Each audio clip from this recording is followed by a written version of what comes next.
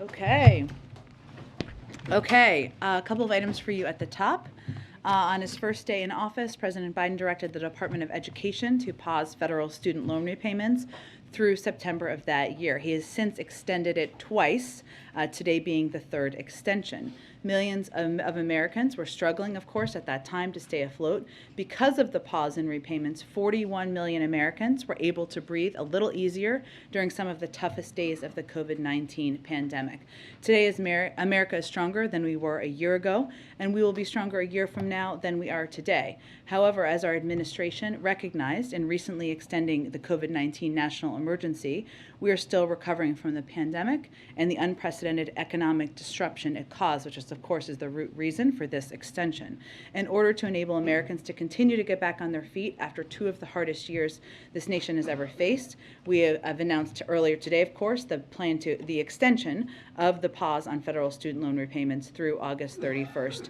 Of this year. That additional time will assist borrowers in achieving greater financial security and support the Department of Education's efforts to continue improving student loan programs. Also would note, one note on the COVID funding bill. We have made clear for months about our funding needs. And at every step of the way, we've provided the details that Republicans have asked for, even when they've asked for, has changed in real time. I have a little prop here. I'm just going to call him Vanna over here. Thank you. This is Kevin Munoz. This is 385 pages of information we have given to Capitol Hill and briefed them on how COVID funding has been spent, what we need, what the needs are. These are the kind of details we have provided and constantly briefed members on the Hill to make clear to them what the impact will be if we do not get this funding. You can have access to this for a prop if you would like it as well. We'll make copies for you. Thank you. Thank you. Okay. But unfortunately, as we've gone through before, going back to January, we've worked going back to January with members of Congress, Democrats and Republicans on the funding needs. We've hosted dozens of briefings. We've held more than 36 conference calls. We've shared more than a dozen funding tables, all available, 385 pages. And we've also given Congress a full accounting of every dollar that's been spent on the COVID medical response and a full accounting of the entire American Rescue Plan, which, as you all know, goes well beyond the direct medical needs. We've also provided all the specifics of planned additional funding, how it will be deployed against the additional purchase of monoclonals and pills and vaccines. And unfortunately, even after Senate leadership agreed upon on a pared down bipartisan bill, Senate Republicans decided to move the goalposts yet again and force amendment votes on something completely independent of our COVID response needs. And at this point, the question we have is whether Republicans are acting in good faith to provide the resources we need to save American lives, or if they are just playing politics. The virus is not waiting for Republicans in Congress to get their act together. We know BA2 is here. We know that it is more transmissible. We know that it is leading to increased cases, and we know we're already seeing an impact on our resources. The program that reimbursed doctors, pharmacists, and other providers for vaccinating the uninsured had to end yesterday due to a lack of funds. America's supply of monoclonal antibodies that are effective at keeping people out of the hospital will run out as soon as late May, and our test manufacturing capacity will begin ramping down at the end of June. So we're going to continue to work closely with Congress to drive to a solution, because the president knows that we can't afford inaction in this moment. It's going to require politicians to stop skirting their responsibility to the American people. COVID is not over, and we have an obligation to protect our country, the American people, and make sure we're taking steps to prepare. Finally, last thing. Last night, as you may have all seen, we announced the authorization of an additional $100 million in security assistance. The Department of Defense announced to Ukraine through Presidential Drawdown Authority. This package will meet Ukraine's urgent need for additional Javelin anti-armor systems, which we've been providing to Ukraine, and they have been using effectively to defend their country. The Javelins have been one of the most effective weapons the Ukrainians have deployed in combating Russian tanks and Russian armored vehicles. They were critical in the defense of Kyiv and other areas, and we want to ensure we continue to get them in the Ukrainians' hands. We also continue to work with our allies and partners to provide provide Ukraine with additional capabilities and expect to have more to announce in the coming days. Kevin's been out here before, so I have already embarrassed him in the past, and I will keep it short. But Kevin, as many of you know, is our COVID spokesperson. Kevin only recently turned 26, which means he can barely rent a car, but he can now, but he has become an expert. He is stalwart. He works 20 hours a day, and he is indispensable. And so I'm very grateful to Kevin and happy he's out here to provide the prop, but also to provide all of you with many, many answers on a daily basis. Okay, with that, Zeke. Thanks, Jen.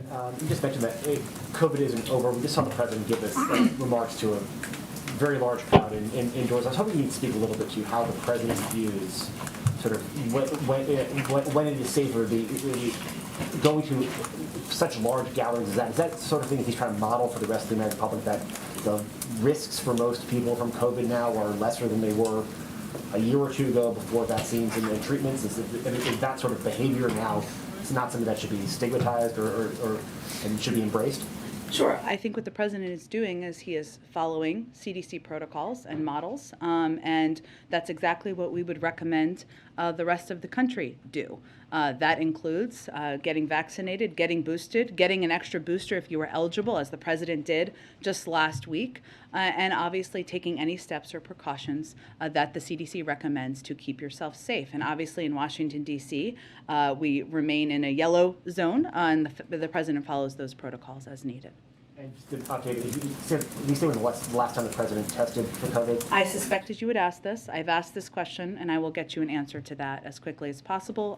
As you know, he has a regular testing cadence, is usually tested a couple times a week. We will venture to get you that as soon as possible after the briefing.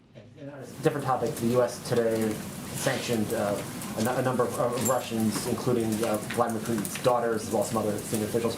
I was hoping you might be able to speak a little bit about sort of the administration's thinking about when are family members of Russian oligarchs and Russian government officials sort of fair game for sanctions, and how you've weighed, you've described the distinction between minors and adults in this case, with sort of, collective punishment or trying to prevent them from harboring assets with, people who are not necessarily involved in the decision making in Ukraine that sort of maybe benefit from them.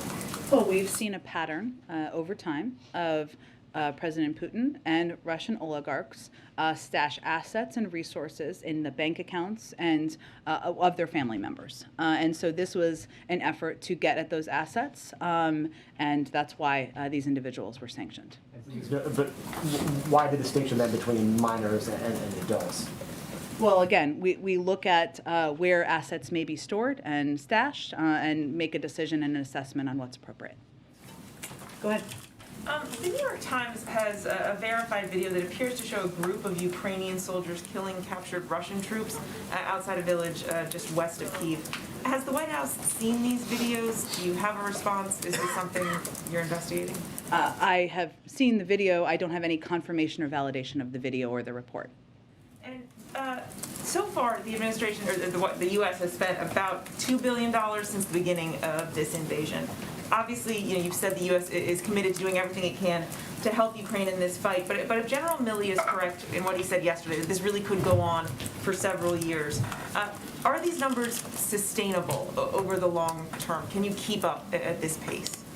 Well, I would say first, just to reiterate what General Milley said, and the president has also been clear, that there are tough days ahead for the Ukrainian people. There's a likely scenario where this could go on for some time, and even as they have moved their forces and they've retreated from Kyiv, they retreated from the north and the west, and they're consolidating forces in the east and in the Donbass. And we've warned that we're entering a new phase of the conflict that could last for some time. It doesn't mean it will look exactly the same, or the needs or the resources will be exactly the same, and that is something we will continue to assess in our conversations with the Ukrainians, as well as with our allies and partners around the world. And right now, just to note, obviously our focus is on amping up and providing a range of military assistance. The $100 million for Javelins is a good example of that, as they earn an active fight every single day against the Russian military. Also humanitarian and economic assistance, and there will be different needs that will come about over the course of time.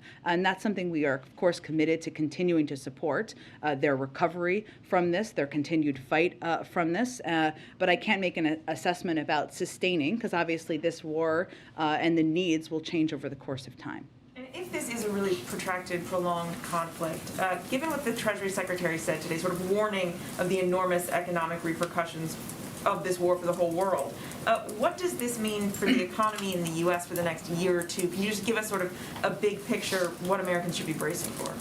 Well, as we've made decisions about putting sanctions in place, we've continued to do that through the prism of maximizing the impact on Russia and the Russian economy while minimizing the impact on the West and the United States.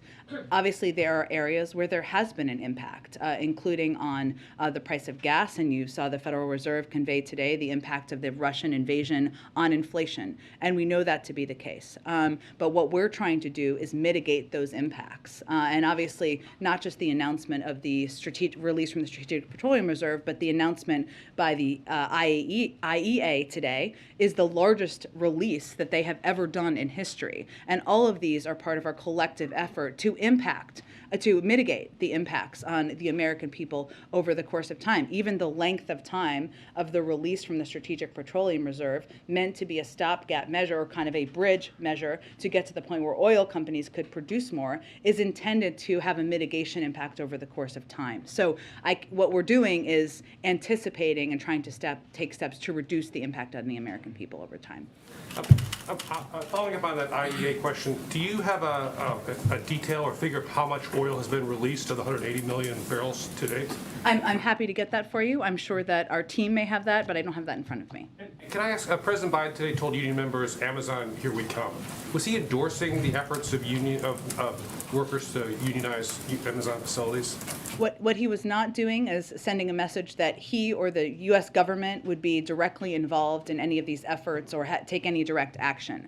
What he was conveying is his longtime support for collective bargaining, for the rights of workers to organize, and their decision to do exactly that in this case, something that he has long supported broadly over the course of his career. Go ahead. Just back to the issue of the sanctions that are being imposed on Putin's children, obviously sanctions against him as well. Does the U.S. have a rough estimate at this moment in time of how much of his assets are tied up versus what he still might have access to? I don't have an assessment to offer from here on that. But we know that we've seen attempts and efforts to stash assets in the accounts and resources of his children. A senior administration official earlier today was raising the question of Putin's endgame, that at some point he would presumably recognize that this war has been a failure for him. Given some of the scenes that we're seeing in places like Bucha and Mariupol, does the U.S. believe that he is any closer to realizing that reality today versus a week ago, a month ago? Well, remember, the scenes we're seeing in Bucha are from events and atrocities that didn't happen yesterday. They happened some time ago, right? And there will be more of those, which our Secretary of State and our National Security Advisor have also predicted, unfortunately, because there are a lot of areas of the country where Russia has invaded and committed atrocities, no doubt, which we have not yet had visual access to. I would say that I can't make an assessment for you from here on what is in President Putin's mind. What we do know is that because of the impact of the economic sanctions, including the ones we have taken today and steps we have taken over the course of time, we have seen an unquestionable significant impact on Russia's economy. And that has led to this question now as a result of the decision around whether or not they would be able to make a bond payment earlier this week, that they will have to decide whether they are going to spend down dollars and resources they have to avoid default, or whether they're going to continue to spend that money in funding the war. And that is a part of our objective, is to force them into a place where they are making that decision. But we've seen Russia's economy collapse by 15%, wiping out the gains it made in the last 15 years. Inflation is spiking up to 15%. Russia is set to lose its status as a major economy. And our objective is to implement those consequences, to make it much more difficult for President Putin to fund the war, and we're seeing the direct impacts of that already, and to make it clear that this was a strategic blunder. And we're already seeing those impacts on the economy. How that impacts him, and that is not something I can predict in terms of getting into his mind. What is the administration's current assessment of what Putin's endgame is?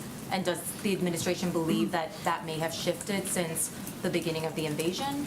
Well, I would say that one, while they have moved their troops around and repositioned, we have not made, and they haven't made many airstrikes in the last 24 hours, according to the Department of Defense in their briefing, which you may have seen, or their backgrounder.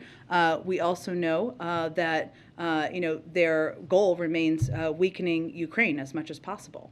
And we should be under no illusion that that objective hasn't changed, even as their tactics have changed. Go ahead. Thanks, Jen. The president today, as he was talking about his vow to stand by Ukrainians, added a line, and by the way, if I've got to go to war, I'm going with you guys. Can you clarify what that meant? He has no intention of sending troops to the ground or fighting a war with the U.S. forces against Russia. That was a reflection of his long love for labor unions and members of labor unions and the building and trades workers who were there and people that he would always love to be in the foxhole with, not an indication of a change in U.S. policy. He also referred to that heated exchange we saw that involved Secretary Austin, and he said, with regard to Ukrainian troops, we've trained them and we've given them the weapons. Can you clarify what he meant by we have trained them? What training was he talking about? Well, there was some time ago training, and we have provided them, obviously, a range of weapons over time. What point he was making is one Secretary Austin made yesterday. Without the extensive military assistance that we have been providing the Ukrainians, the security assistance, over the course of the last several weeks and even months before that, $1.6 billion worth, maybe a little higher now after the $100 million last night, they would not have been able to effectively fight back as they have. And how it has basically worked is they have requested a range of assistance. We go through and see what we are able to provide. We often work with partners and allies to provide assistance we don't have access to here, and then we expedite the delivery of that over the course of time, whether that is javelins, stingers, or a range of materials that the U.S. military has determined they're not only trained on, but has been effective in fighting this war. But aside from the physical resources, what training was he talking about? What was the latest training the U.S. troops have done? There's not new training to report out to you. What he was really emphasizing, and the important part here, is what Secretary Austin was also talking about, is the military equipment that has been provided that has allowed them to fight this war. And one more on sanctions. You've said a couple times now that the U.S. sanctioned Putin's daughters because there's reason to believe Putin has stashed his wealth with them. Does that mean that the U.S. has some information about where the billionaire daughters are stashing their wealth? I don't have any more to provide to you from here. We make assessments about where to implement financial sanctions to get close to not only the assets of President Putin, but those around him. And we have seen a long pattern of using relatives and family members to stash wealth. Go ahead. Thank you, Jen. First, on immigration, our team in Texas is saying that you guys are starting to give smartphones to border crossers, hoping that they'll use the phones to check in or to be tracked. Which part of that is supposed to deter people from crossing illegally into the States? Well, I think you of all people, since you've asked me a range of questions on this topic over time, would recognize that we need to take steps to ensure that we know where individuals are and we can track and we can check in with them.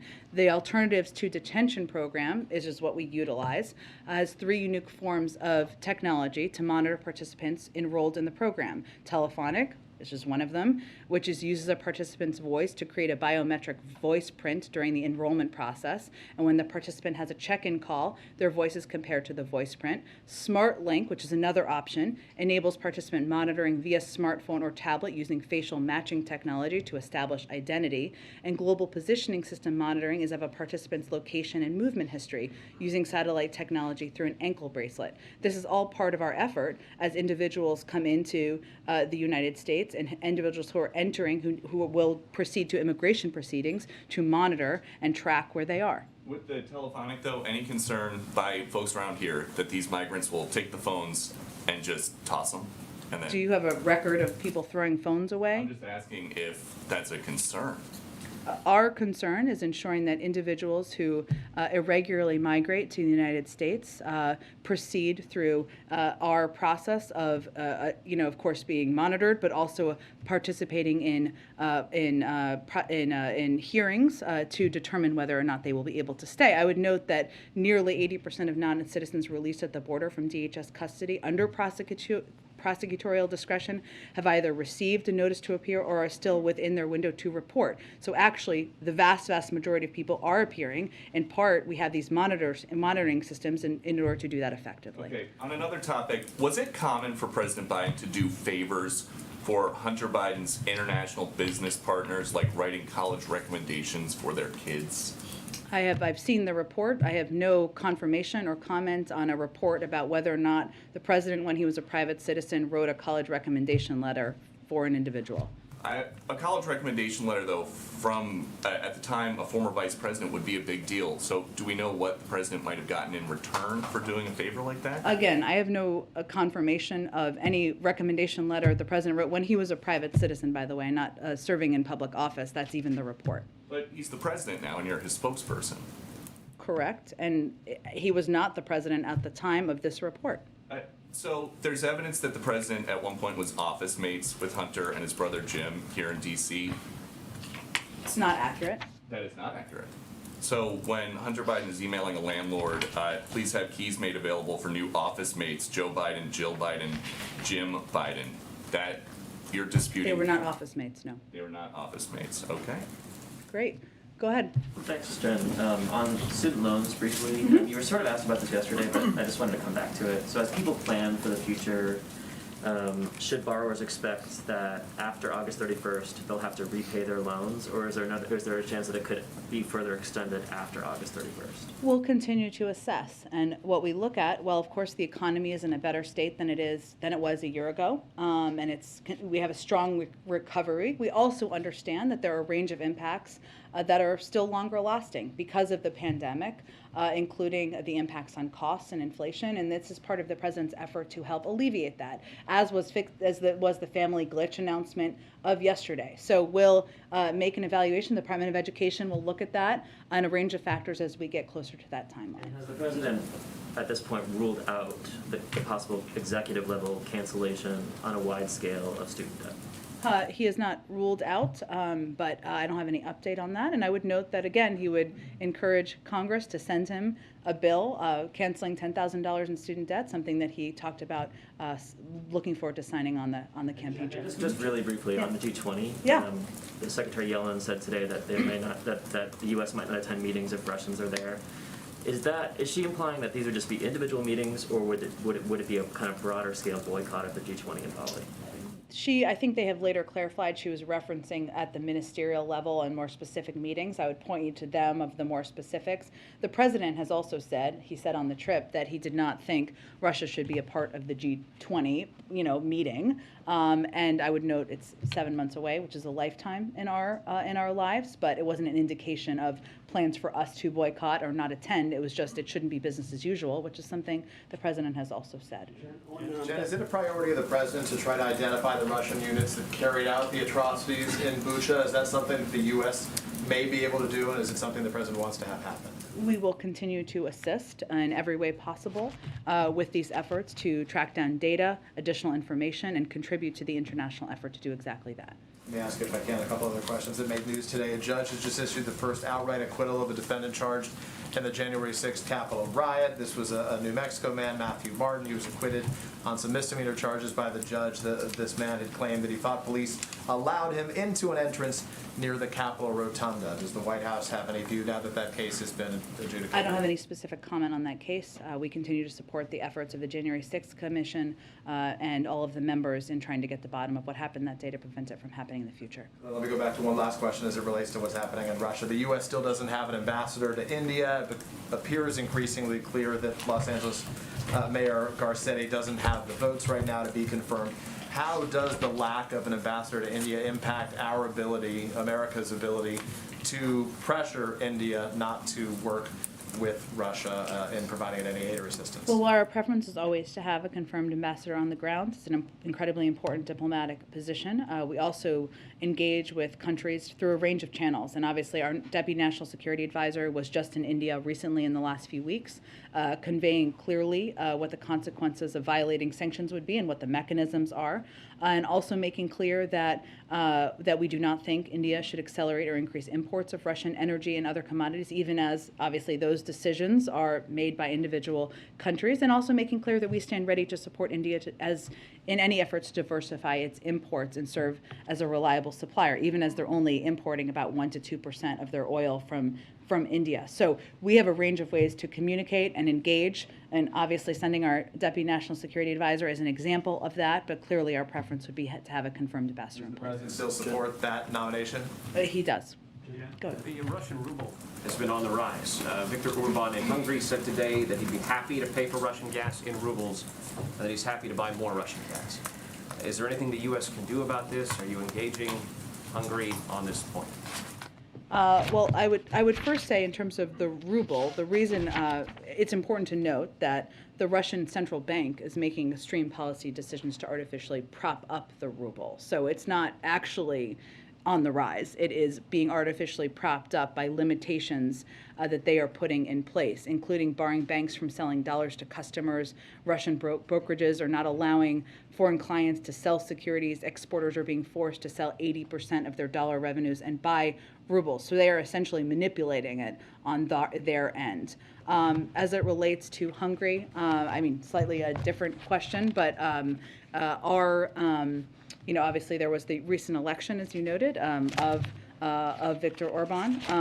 I would note that our Hungary is a NATO ally, continues to be. We continue to cooperate on a range of bilateral and shared global interests, including on NATO defense and on humanitarian assistance. They're currently hosting forces from an Army Stryker infantry troop as part of a NATO battle group. We regularly conduct joint training exercises with them, and we will continue to work to strengthen our partnership with Hungary. Obviously, reliance on the ruble is a decision individual countries will make, and we've obviously made our views clear on that front. So you have engaged Hungary on this question? That is not what I conveyed. I just conveyed they're a NATO ally. Go ahead. Can we go back to the sanctions? As they were announced this morning, the Sberbank and the Alpha Bank sanctions, I believe, exclude energy. They're full blocking sanctions excluding energy. Similarly, the SOE sanctions coming tomorrow also will not affect the energy sector. Yeah. Can you speak to that balancing act? Is that because you're worried about the domestic impact here in the U.S. on the price of natural gas, price of gasoline, or is that because the Europeans asked you to sort of carve that out? Why is that still sort of a bridge too far for the U.S. on these sanctions? They're not really full blocking sanctions if they're excluding energy. Well, I mean, I would say they're quite extensive, given Sberbank is the largest bank in Russia, and Alpha Bank is the largest private bank in Russia. So, and in total, we've now fully blocked more than 2/3 of Russia's banking sector. These conversations and discussions obviously are done in coordination with our European allies and partners, and we continue to assess how we can maximize the impact while minimizing the impact on other economies, including, of course, the global oil marketplace. And we've taken steps, of course, banning oil imports. A number of countries, including Poland in Europe, have announced their intention to take steps, but that's up to individual countries to make. But it's part coordination, assessment, with other countries and our allies about the impacts, but I would still say it's quite a significant step given they're the largest bank in Russia. So is it accurate then to say that this was done because of the Europeans saying, hey, this would be No, too this much? is, but we do update them and brief them on the steps we take and why, and we look at the impacts on how things will impact the United States, how they will impact a range of our allies as we make decisions about sanctions. Very quickly on the central bank actions propping up the ruble, do you have any sense of how long they're able to keep that up? I don't have an assessment from here at this point in time on that. Go ahead. Jen, on immigration, with the lifting of Section 42, there are a lot of Democrats, particularly Democratic senators up for re-election, who worry that you don't have a plan to either stop the spring surge of undocumented immigrants or handle it. What do you say to those Democrats? Well, I would first say that Title 42 is not an immigration measure. It's a public health measure, and one that Congress has given the CDC authority to make a decision about. And we respect that and think that's absolutely right.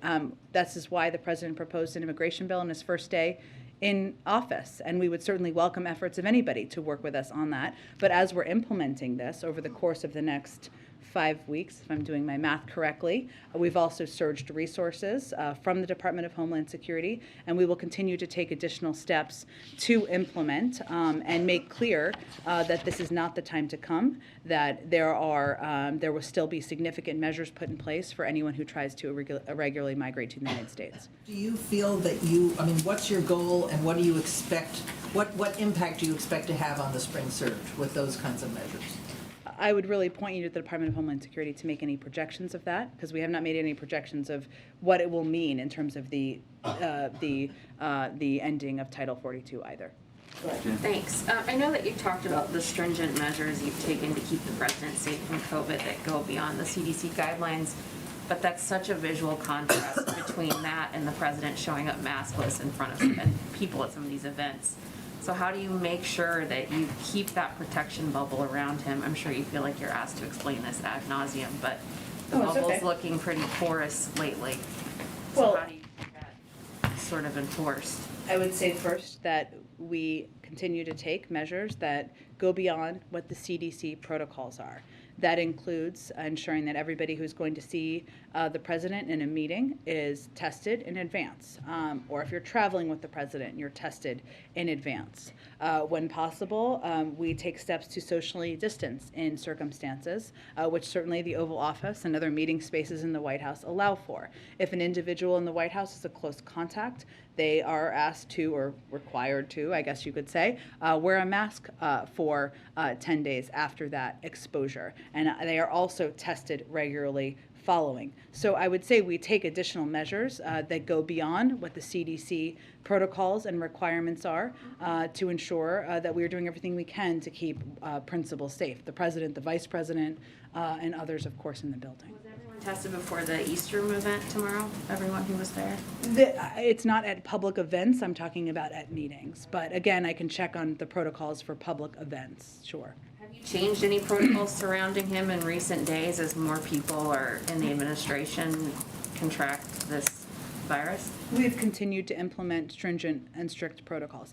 I would note that even as we're looking at, with BA2, a very transmissible variant, as we all know and our public health officials have told us, we've seen an increase in cases, right? In the country, in the region, among the press corps, and certainly in the White House. But it is not, at this point, what we saw during Omicron. And what the steps we have taken here, including a policy put in place to ensure that return to work was part of our policies in the federal government, are meant to ensure that can continue to be the case. And even while we have individuals who are out with COVID, everyone here is required to be tested, highly recommended to be boosted.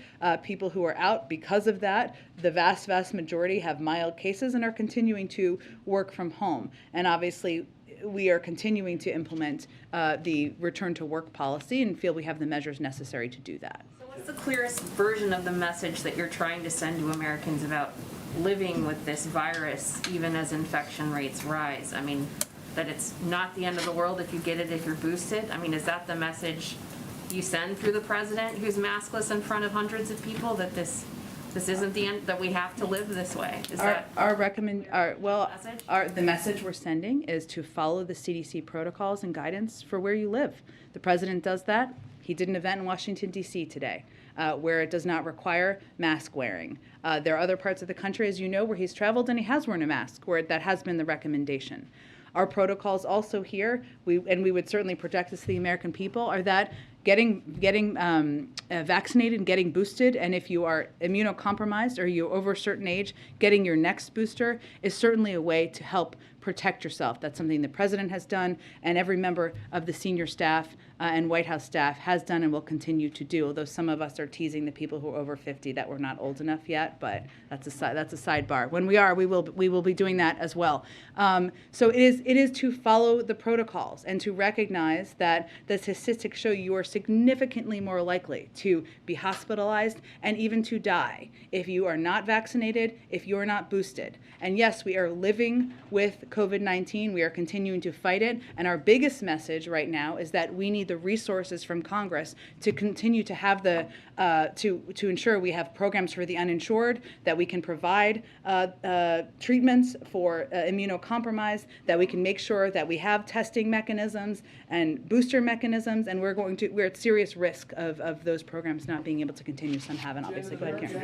None has been abducted in Burkina Faso. Mara, the Title 42 question, you said that the administration will be taking additional steps to make clear this is not the time to come. That was, of course, a pretty explicit message from the president and others last year, do not come. Is that still the message on May 24th? Yes. Okay, and then a follow-up to that, as the U.S. moves to end Title 42 in May, are there discussions now, or is there any update you can give us on ending the testing requirement for re-entry into the U.S. for people traveling here? I don't have any update on that at this point in time. That's something we will continue to evaluate. Thank you so much. I have a follow-up on sanctions and energy. Sure. The European Union said yesterday that they are paying Russia every day a little more than $1 billion for gas and oil. How long can this go on, in the president's view, without undermining the collective effort to punish Russia? Well, I would say that we continue to believe that it's up to individual countries to make assessments about what additional measures they will be put in place. While we are focused on continuing unity with our NATO allies and partners and our European partners, it does not mean that it is always identical, and different countries have to make their own assessments. What we've also tried to do is take steps to ensure there are other options to reduce dependence, even if it's a small percentage, and if there's a varying, as you well know, degree of reliance for these countries you're referencing on Russian oil. And some of them have taken steps to convey they want to reduce or end their dependence or import of Russian oil. And that's something certainly we'd support and play any constructive role in helping expedite. Jen, again, American Catholic. I'll come around to you in a second. Follow up on the question about Hungary. Are there any plans to engage with them about this particular topic of paying in rubles at any level in the coming days or weeks? I'm happy to check with the State Department and see if there's any plans for engagement about it. Okay, Jen, again, American Catholic. Thank you. You've talked about the increasing bleak picture of Russia's economy. Over the years, public reporting has shown that white supremacists and other domestic extremists have developed an affinity for Russia. Is there any concern that as the Russian economy continues to degrade, that Russia might try and inspire domestic extremists, domestic terrorists to commit acts of violence on American soil in retaliation? It's an interesting and scary question. I don't have any prediction or assessment of that, nor have I heard a prediction or assessment of that from our national security experts or the Department of Homeland Security. I'm happy to check with them and see if there's anything on that front. Jen, again, please. Yes. Oh, go Jen, ahead. okay, all right, Jen. So an American Catholic nun has been abducted, happened Monday night, by gunmen in Burkina Faso in Western Africa. Her name is Sister Suellen Tennyson. She was doing missionary work there. Is the White House aware of that by any chance, her abduction? I'm happy to check with our national security team and the State Department. Obviously, they would have purview over any steps to bring Sister, tell me her name again. Sister Suellen Tennyson, and she's working in Burkina Faso in Western Africa. Sister Tennyson back, who clearly was doing incredible work, humanitarian work, it sounds like, on behalf of the people in Burkina Faso. I will check with the State Department and see if there's any updates on this specific case. Go ahead. Thank you, Jen. Oh, okay, all right. Okay, go ahead, Patsy, go ahead. Okay, thank you, Jen. I want to follow up on what you said yesterday about the lack of global COVID funding. And you explained it essentially means that the U.S. cannot turn the doses that you already have into shots in arms. And I believe that the U.S. has already purchased the 1.2 billion doses that is pledged. And out of that, there is about 680 million that haven't been delivered. So my question then is, what will happen to those doses? I know, like, possibly you already have funding for delivery, the cold chain storage, training people, and so on.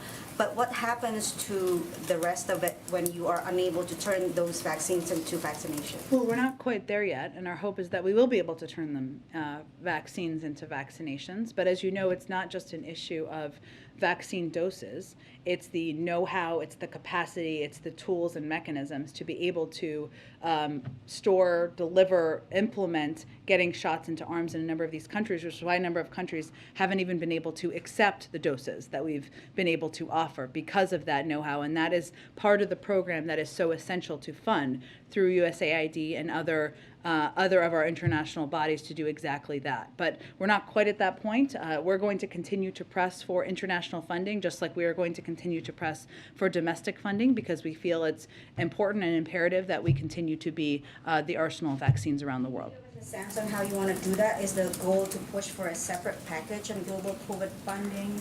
I'm not going to get ahead of where we are. Obviously, it was disappointing, to say the least, that the package did not move forward despite an agreement on that yesterday afternoon. But what I'm here to convey is that this funding domestically and internationally is imperative. It's urgent, and we're going to continue to press for all of it.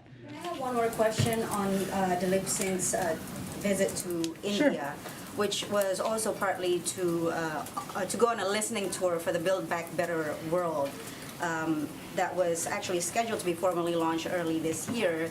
So if you can give us an update on that, why is it not launched yet? And at this point, do you feel that it is with the projects, with the listening tours, with the pilot projects that are being planned, is it robust enough to be introduced to the world as a viable alternative to China's Belt and Road Initiative? As you know, the president has used his own time to talk about Build Back Better World and how important it is to our efforts to rebuild infrastructure without the strings attached around the world. That speaks to our commitment to it, and obviously our Deputy National Security Advisor taking a trip himself, having a discussion about it as a reflection of our commitment to that and our efforts. Go ahead. Can I ask you a follow-up question on Go ahead. COVID? The WHO Director General Earlier is this in morning DC. at the Monitor Breakfast, NEC Director Brian Deese mentioned a classified briefing that took place earlier today between lawmakers, Jake Sullivan and others about, quote, escalating vulnerabilities around semiconductors. Can you tell us more about this meeting, and was it an effort to get Congress to hurry up on the reconciliation of the two related bills? Well, I can't speak to the specifics of a classified briefing. What I can tell you is that we can remain committed to supporting efforts to get USICA passed, which includes significant funding for chips manufacturing and production, which, as we know, is a big hindrance to our ability to manufacture a range of items in the United States, including cars and others that rely on chips. And this bill has a great deal of funding for it. So I think it was a reminder, and more details that I can't get into from here on how important addressing that shortage and being able to produce them at home are moving forward. Go ahead. As the administration sort of collects this evidence for a potential war crimes trial against Russian officials, does the U.S., does the administration have a preferred venue for where that type of trial might take place? There are obviously a few avenues available to the international community. There are, and there's a lot of precedent and that has used different venues. So at this point, that determination has not been made. What we are doing, and I think I would point to first our Attorney General's comments earlier today about the role of the Department of Justice in this effort moving forward. But we have supported a range of efforts, including the efforts by the Ukrainian Special Prosecutor to gather information and the work of the War Crimes Unit under the Ukrainian Prosecutor General, not Special Prosecutor, and a team of international prosecutors who are working with them. We also, in the last few weeks, we helped establish investigations through the UN Human Rights Council and the OSCE of possible violations by Russia, and we welcome the investigation opened by the ICC prosecutor. So there has been different ways that war crimes, unfortunately, there are past instances and examples, have been investigated and tried in the past, and we're going to support all of these efforts, but there hasn't been a determination yet about what mechanism it will take. Has this effort changed at all the thinking of the administration as it relates to the relationship between the U.S. and the ICC? Well, we are not a member of the ICC, as you know. That hasn't changed. We have supported and contributed data and information to ICC investigations in the past. There was, we supported the UN Security Council's referral of Libya to the ICC back in 2011. And if you look back to 2004, we also provided data and information to the ICC investigation of Darfur. So there is past precedent, even as we have not been members of the ICC. Go ahead. Thank you, Jen. A couple of follow-ups. When the president said that the U.S. was training Ukrainians, was he talking about training that had occurred during his administration? I don't have any other additional details. What he was really making a point about is what Secretary Austin said yesterday, which is that without the extensive and robust military assistance we have provided, the Ukrainians would not have been able to as effectively fight and push back on the Russian invasion. And then he said, Amazon, here we come. You said that he was generally expressing his support for the right to unionize. Moments later, though, news broke that the SEC was beginning an investigation of Amazon. Was that a coincidence? No relation. SEC is an independent agency. Was he aware that there was an investigation? Not that I'm aware of. And then one final one. This administration has sent everything from medical supplies to laser-guided rockets to the Ukrainians right now. While this administration is making them more lethal, is the thought that we are bolstering their defensive capabilities, or is the administration confident that we are bolstering their offensive capability to, in fact, expel Russia from their borders? Well, their country is being invaded, so it's all defensive. They're defending their sovereign country and the territorial integrity of Ukraine using these weapon systems that the Department of Defense has long categorized as defensive systems. You wouldn't go invade another country with a lot of these systems, the vast majority of these systems. That's not how you would go about it. And obviously that is not what they're doing. They're trying to protect their own people, their own cities, their own innocent civilians who are being invaded by a foreign power. Okay, let me do one more in the back because I never get to the Huffington Post, and today is the day. Thanks, Jen. There was a recent report that the president had expressed some frustration that the former president had not been charged. Without getting to the details of that, there are lots of people being charged with obstructing an official proceeding, meaning the January 6th certification. Well, the former president was doing that openly. His administration was doing it. Why wouldn't you charge? I mean, why hasn't the president come out and said that, if that's the case? Well, first, I've never heard the president say those words or say that phrase that was reported, and I know Ron Klain said something similarly, so I don't know. We each spend a lot of time with him, but I would say that the president from the beginning has felt strongly that the Justice Department and the Attorney General must operate independently, and any decisions about prosecution need to be made independently. And that is the strength of our system, even as the former guy ignored that, and former President Nixon ignored it as well. The president does not want to be in that category of how you approach the separation of the White House and the Department of Justice, and he thinks that will even strengthen our systems as they've been weakened over the last few years. Okay, thanks so much. All right, everybody. See you tomorrow.